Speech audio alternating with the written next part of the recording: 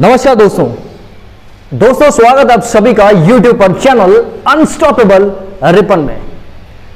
दोस्तों 14 अप्रैल 1891 का वो दिन, जी हाँ 14 अप्रैल 1891 का वो दिन, जिस दिन एक महान लेखक, the great economist, the constitution निर्माता, सिंबल ऑफ नॉलेज, जी हाँ सही पहचाना आपने, डॉक्टर भीमराव अंबेडकर जी का जन्म हुआ था।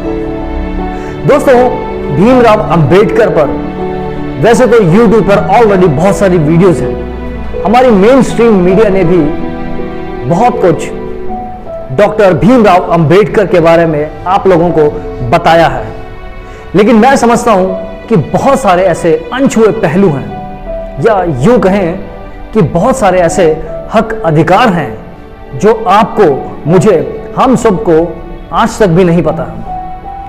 दोस्तों इस वीडियो का बनाने का मकसद सिर्फ इतना है कि आप सभी जागरूक हो सकें और अपने हक अधिकारों के बारे में जान सकें। दोस्तों मैं कोशिश करूंगा कि इस वीडियो को शॉर्ट रखा जाए, लेकिन मेरी कोशिश करने के बावजूद भी ये वीडियो लंबी हो जाएगी, मैं जानता हूं, क्योंकि डॉक्टर BR अंबेडकर पर बात करने का मतलब है कि हम उन पर कई घंटों, सारी रात उन पर चर्चा कर सकते हैं, क्योंकि डॉक्टर भीमराव अंबेडकर ने बचपन से ही किन कठिन परिस्थितियों का सामना करते हुए अपनी एजुकेशन पूरी की, जातिवाद का सामना करते हुए, मनुवाद का सामना करते हुए कैसे उन्होंने मुश्किल दौर से निकलकर अपनी 32 डिग्रियों को हासिल किया।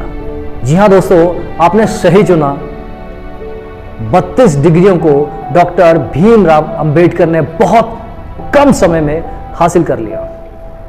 दोस्तों बहुत दुख के साथ कहना पड़ रहा है कि बहुत बड़ा तबका एक ऐसा भी है जो डॉक्टर भीमराव अंबेडकर को किसी एक पर्टिकुलर जाति से जोड़कर देखते हैं। कुछ लोगों का मानना है कि वो चमार जाति से बिलोंग करते थे, संबंध रखते थे। कुछ लोगों का मानना है कि वो वाल्मीकि समुदाय से संबंध रखते थे। कुछ लोगों का मानना है कि वो महार जाति से संबंध रखते थे, और कुछ लोग ये मानते थे कि वो केवल दलितों के नेता थे, दलितों के मसीहा ही थे। दोस्तों आज मैं आपका यह भ्रम इस वीडियो के माध्यम से तोड़ूंगा कि डॉक्टर भीमराव अंबेडकर दलितों के नेता तो थे ही, दलितों के मसीहा तो थे ही, लेकिन वो समूचे समाज के मसीहा थे। कैसे भारत का हर एक नागरिक, चाहे वो गोरा हो, काला हो, छोटा हो, बड़ा हो, मोटा हो, पतला हो, कैसा भी हो, हर एक नागरिक के जीवन में डॉक्टर भीमराव अंबेडकर एक इंपॉर्टेंट रोल अदा करते हैं। दोस्तों इस वीडियो में आगे हम जानेंगे कि कौन से वो अधिकार हैं, कौन से वो हक हैं जो डॉक्टर भीमराव अंबेडकर ने संविधान के अंदर हमें लिख कर दिए। दोस्तों आइए जानते हैं उन हक अधिकारों को। दोस्तों मैंने कुछ होमवर्क किया है, कुछ स्टडी की है, कुछ विद्वानों से मिलकर और कुछ कॉन्स्टिट्यूशन में से, तो हम जानेंगे कि कौन से वो हक, वो कौन से अधिकार हैं जो बहुत इंपॉर्टेंट हैं और वो हम सब के जीवन में एक अहम रोल अदा करते हैं। डॉक्टर साहब ने हमें वोट देने का अधिकार दिया है। अब आप लोग कहेंगे कि ये कौन सी बड़ी बात है, वोट डालने का, वोट देने का अधिकार। दोस्तों ये बहुत बड़ी बात है। दोस्तों हम अपने वोट के जरिए हम अपना पार्षद चुन सकते हैं, हम अपना MLA, MP, यहां तक कि प्रधानमंत्री भी चुन सकते हैं। दोस्तों वोट की पावर को पहचानिए। डॉक्टर साहब ने जो ये हमें अधिकार लिखकर दिया है, इस अधिकार के अंतर्गत आप खुद भी किसी भी पॉलिटिकल पार्टी से खड़े हो सकते हैं या फिर आजाद उम्मीदवार के तौर पर खड़े हो सकते हैं। ये छोटा मोटा अधिकार नहीं है दोस्तों। इस अधिकार के जरिए आप पूरे देश को रिप्रेजेंट करते हैं। वोट देने के अधिकार से हम अपने प्रधानमंत्री चुनते हैं, हम अपने क्षेत्र के MP MLA चुनते हैं, जो हमें अलग अलग सुविधाओं से जागरूक करवाते हैं और हमारे लिए बहुत सारी चीजों को करते हैं। राइट टू स्पीच का अधिकार, जी हां दोस्तों, कॉन्स्टिट्यूशन में article 19(a) right to speech का अधिकार कि आप कुछ भी कह सकते हैं, बोलने का अधिकार, ये आजादी हमें जो दी है ये डॉक्टर भीमराव अंबेडकर जी ने दी है। Right to live, personal liberty, right to privacy act, जी हां दोस्तों, आर्टिकल 21 में हमें प्राइवेसी की हमें एक हक अधिकार लेकर दिया है कि हमारी प्राइवेसी पर किसी तरह की, हमारी लिबर्टी पर किसी तरह की आंच ना आए। ये छोटा अधिकार नहीं है दोस्तों, इसे समझिए अगर डिटेल में तो बहुत बड़ा अधिकार है। इसी तरह से इक्वालिटी का अधिकार, जी हां दोस्तों, आर्टिकल 14 में हमें इक्वालिटी का, समानता का अधिकार, सबको एक समान जीवन व्यतीत करने का अधिकार दिया है। तो बाबा साहब ने एक फैक्ट्री एक्ट लेकर आए थे 1948 में, जहां पर पहले 12-12, 14-14 घंटे, 16 घंटे या कितने भी घंटे, कितनी भी देर तक काम लिया जाता था मजदूरों से, फैक्ट्री में काम करने वाले लेबर से। उस अधिकार में बाबा साहब ने फैक्ट्री एक्ट में 8 घंटे काम करने का प्रावधान पास किया। जी हां दोस्तों, आप और मैं, हम सभी कहीं ना कहीं पर काम करते ही हैं, चाहे वो फैक्ट्री में हो, बिजनेस करते हो या कुछ भी काम करते हो। वो एक्ट के थ्रू हमें 8 घंटे काम करने का अधिकार दिया। अगर हम 8 घंटे से ज्यादा काम करते हैं तो वो कंपनी या जहां भी हम फैक्ट्री में कहीं पर भी हम काम कर रहे हैं वो ओवर टाइम की श्रेणी में आता है और उसका हमें पैसा मिलता है। ये प्रावधान भी डॉक्टर भीमराव अंबेडकर की देन है। तो हम कैसे कह सकते हैं कि उनका हमारे जीवन में कोई महत्व नहीं है। दोस्तों, इसके साथ ही जर्नलिज्म के लिए भी डॉक्टर भीमराव अंबेडकर जी ने अधिकार दिए हैं। जी हां दोस्तों, जो हमारी मेन स्ट्रीम मीडिया है, जो हमारे आज अखबार निकलते हैं, उनमें काम करने वाले लोगों के लिए भी डॉक्टर साहब ने अधिकार लेकर दिए हैं। दोस्तों, 6 घंटे से ज्यादा और रात में 5:30 से ज्यादा, अगर 5.5 घंटे से ज्यादा काम करता है तो वो ओवर टाइम की श्रेणी में आता है। कितना बड़ा अधिकार ये हमारी मीडिया को या प्रिंट मीडिया को, हमारे रिपोर्टर्स को या जो भी काम करने वाले हैं मीडिया के अंतर्गत, उन सभी के लिए ये अधिकार बहुत मायने रखता है। दोस्तों, मजदूरों को स्ट्राइक करने का, हड़ताल करने का अधिकार भी डॉक्टर भीमराव अंबेडकर ने ही लेकर दिया। दोस्तों, इसके साथ साथ मजदूरों के लिए न्यूनतम आय, कम से कम आय, आप देखेंगे कि जो लेबर काम करती है या हमारे घर बनाती है, वो मिस्त्री, वो राजमिस्त्री या वो कारपेंटर, किसी भी तरह का मजदूर जो मजदूरी करता है, उसका न्यूनतम यानी कि कम से कम उसकी आय, उसको पैसा मिले उस दिन का, उस दिहाड़ी का, वो भी बाबा साहेब अंबेडकर ने ही उनको लेकर दिया है। बहुत कम लोग ये जानते हैं कि बाबा साहेब ने सफाई करने वाले लोगों के लिए देश भर में कई संगठन बनाए हैं। जी हां दोस्तों, सफाई कर्मचारी, चाहे वो झाड़ू का, साफ सफाई का काम करते हैं या सीवरेज का काम करते हैं या कूड़ा ले जाने वाली गाड़ी चलाते हैं या उसमें काम करते हैं या नगर निगम में काम करते हैं, ऐसे सफाई कर्मचारियों के लिए बहुत सारे संगठनों का जो निर्माण है वो भी सर्वप्रथम बाबा साहेब अंबेडकर जी ने ही किया था। पानी और बिजली ग्रिड सिस्टम की स्थापना भी डॉक्टर भीमराव अंबेडकर ने ही की थी। स्वतंत्र चुनाव की स्थापना भी डॉक्टर अंबेडकर साहब की ही देन है। एम्प्लॉयमेंट एक्सचेंज की स्थापना भी डॉक्टर भीमराव अंबेडकर जी की ही देन है। दोस्तों, reserve bank of India, RBI की स्थापना, जी हां दोस्तों, आरबीआई को जो सुझाव दिए थे, आरबीआई की जो स्थापना की थी, जिसके अंतर्गत सभी बैंक आते हैं, चाहे वो एचडीएफसी हो, चाहे वो लेना बैंक हो, देना बैंक हो, कोई भी बैंक हो, आईसीआईसी किसी भी तरह का बैंक हो, वो सारे आरबीआई के अंडर ही आते हैं। आरबीआई की गाइडलाइन के अंडर ही उन्हें काम करना पड़ता है। तो ये देखिए कितनी बड़ी बात है, सभी लोगों का आज बैंक अकाउंट है, बैंक में पैसा जमा है। तो उस बैंक की, आरबीआई की स्थापना भी डॉक्टर भीमराव अंबेडकर जी ने की थी। दामोदर घाटी योजना, हीराकुंड सोन नदी परियोजना, ये सभी डॉक्टर भीमराव अंबेडकर की देन है।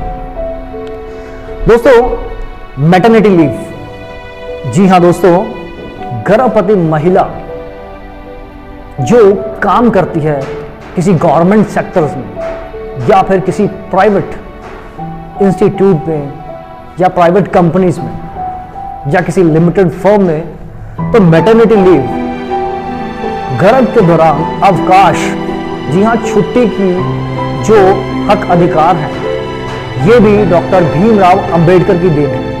तो देखिए महिलाओं के लिए भी डॉक्टर भीमराव की कितनी बड़ी सोच थी। वो ये चाहते थे कि महिलाएं भी देश की उन्नति में, देश की तरक्की में आगे आए, अपना योगदान दें। मैटरनिटी लीव यानी कि गर्भ दौरान जो उनको परेशानियां होती हैं या गर्भ के बाद, डिलीवरी के बाद जो बच्चा पैदा होता है, तो उसकी देखरेख के लिए उनको जो लीव, जो छुट्टी का प्रावधान है, वो भी बाबा साहब की देन है, ताकि बच्चे की परवरिश में भी कोई कमी ना आ सके। दोस्तों, मंदिर जाने का अधिकार, जी हां दोस्तों, पहले दलितों को, बहुजनों को मंदिर में प्रवेश करने का अधिकार नहीं था। अगर कोई दलित, कोई बहुजन मंदिर में प्रवेश करता था तो उसे मारा पीटा जाता था, और कई बार तो इस पिटाई की वजह से उनकी मृत्यु भी हो जाती थी। तो दोस्तों, उन्हें मंदिर जाने का अधिकार भी डॉक्टर भीमराव अंबेडकर जी की ही देन है। आज बहुजन जो भी हिंदू देवी देवताओं को मानते हैं, उनके रीति रिवाज को फॉलो करते हैं या उनके मंत्रों का उच्चारण करते हैं, उनके श्लोकों का उच्चारण करते हैं, वो सभी अधिकार डॉक्टर भीमराव अंबेडकर की देन है। आप जानते होंगे कि पहले मंदिर जाने का अधिकार नहीं था। अगर कोई दलित अपनी जीवा से, अपने मुख से, अपनी जुबान से किसी मंत्र का उच्चारण कर देता था या भगवान का नाम ले लेता था, तो उनकी जीभ को काट दिया जाता था। अगर किसी मंत्र का उच्चारण उनके कान में चला जाता था, वो सुन लेते थे, तो गरम गरम शीशे को पिघलाकर उनके कान में डाल दिया जाता था। दोस्तों, हमें तो यह अधिकार नहीं था कि दलित मंदिर में प्रवेश कर सके। ये अधिकार भी डॉक्टर भीमराव अंबेडकर की देन है। दोस्तों, डॉक्टर भीमराव अंबेडकर मानते थे कि मंदिर जाने से कोई अमर नहीं हो जाता। केवल मंदिर जाने से ही आपकी जो मनोकामनाएं हैं या आप पर जो दुख मुसीबतें हैं वो कम नहीं होती, लेकिन मंदिर जाना आपका हक है, आपका अधिकार है। तो ये अधिकार भी डॉक्टर भीमराव अंबेडकर की देन है, तो उन्हें मत भूलिए। जहां पर लंदन ऑफ स्कूल इकोनॉमिक्स में, जहां 8 साल में जो पढ़ाई, लोग जो डिप्लोमा, जो डिग्री 8 साल लगते हैं जिसको पूरा करने में, डॉक्टर भीमराव अंबेडकर ने मात्र 2 साल 3 महीने में वो डिग्री, वो पढ़ाई पूरी कर ली थी। आर्टिकल 370, जिसकी अभी बहुत चर्चा हुई थी, अभी हमारे जो प्रधानमंत्री हैं नरेंद्र मोदी, उन्होंने आर्टिकल 370 को खारिज कर दिया, खत्म कर दिया है।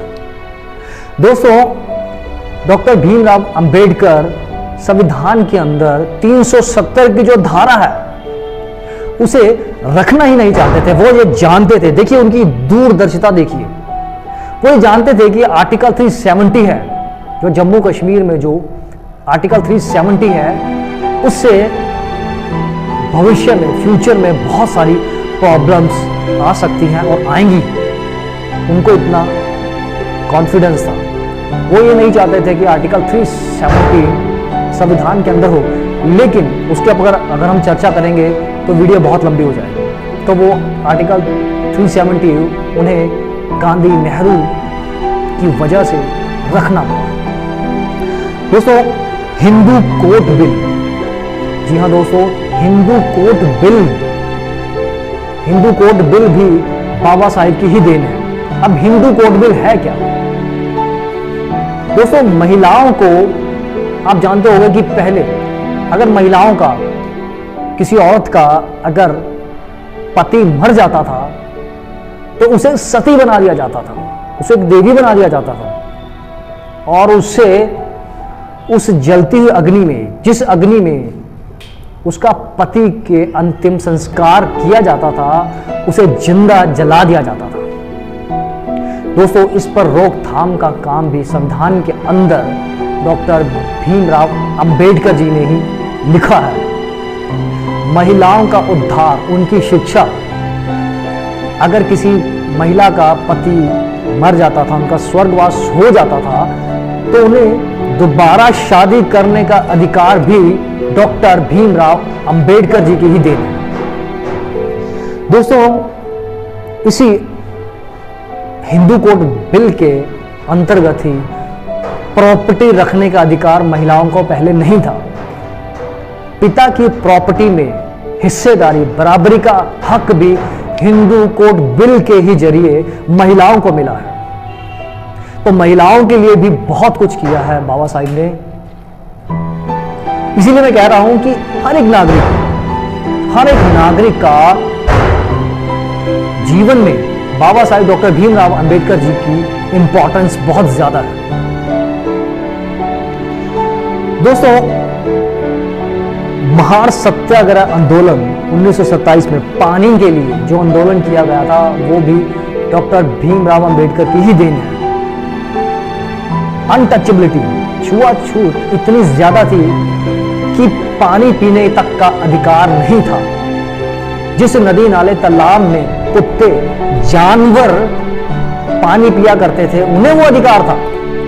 लेकिन अगर कोई दलित उस पानी को छू लेता था, तो पी लेता था, तो उसे मारा पीटा जाता था, और इस मार पिटाई की वजह से वो अपनी जान भी गंवा देते थे।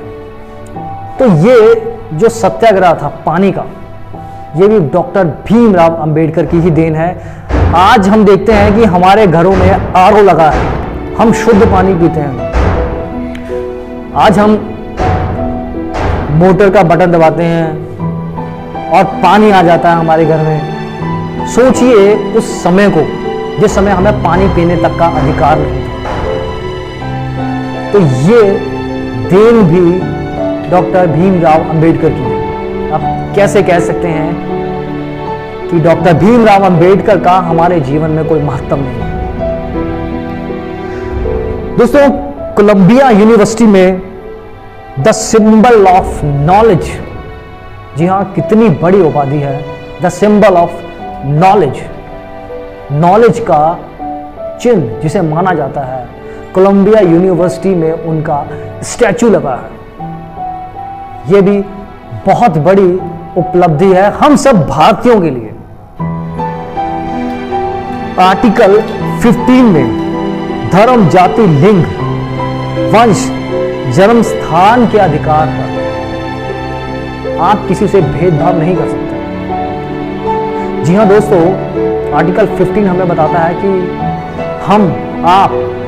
हम किसी से जाति के आधार पर, उसके धर्म के आधार पर या उसके लिंग के आधार पर, चाहे वो ट्रांसजेंडर है, चाहे वो महिला है, चाहे वो पुरुष है, हम उनसे भेदभाव नहीं कर सकते। यह अधिकार भी डॉक्टर भीमराव अंबेडकर की देन है। दोस्तों, आर्टिकल 17 में अनटचेबिलिटी का जी हाँ दोस्तों, अनटचबिलिटी एक अपराध है, छुआछूत एक अपराध है। आज भी बहुत सारे ऐसे भारत के गांव हैं, बहुत सारे ऐसे एरिया है जहां पे छुआछूत चरम सीमा पर है। आज भी लोग जाति के आधार पर लोगों से भेदभाव करते हैं।